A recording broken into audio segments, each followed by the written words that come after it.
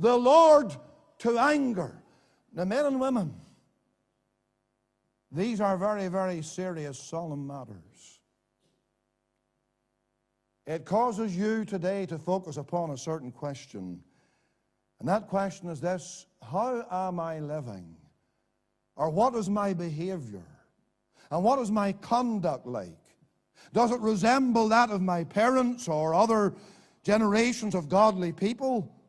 Or is it true that it's been brought home to me today that I have forsaken the Lord and I don't worship the Lord and I've turned away to a world that is full of sin and evil and iniquity, the very opposite of what the Bible teaches about God and about holiness, and I have become enmeshed and engrossed in the things of this world? Is that where you are right now? Because if that is the case, it is the demonstration that you do not know the Lord in the sense that this verse is teaching. And I want you to search your heart today. Is this not a time for parents here, maybe grandparents, other family members, to take stock of their lives,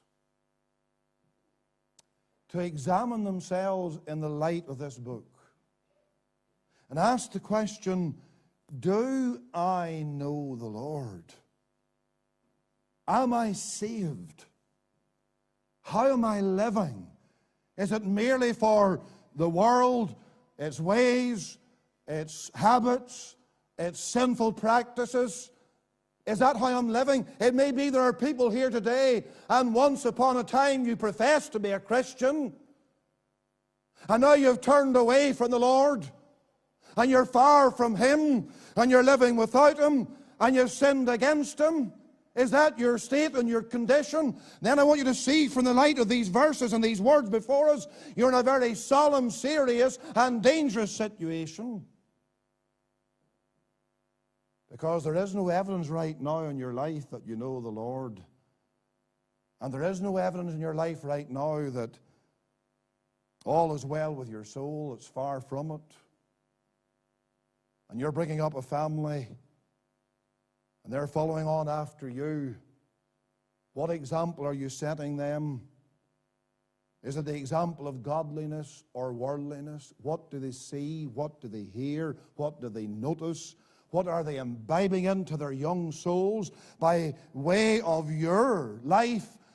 You, the generation before them, and they're coming up now, the next generation. What do they see? What do they notice? You need to ask yourself these questions, because in the light of what we're seeing right here, how you are with God, whether you know the Lord or not, is demonstrated by how you live and how you behave.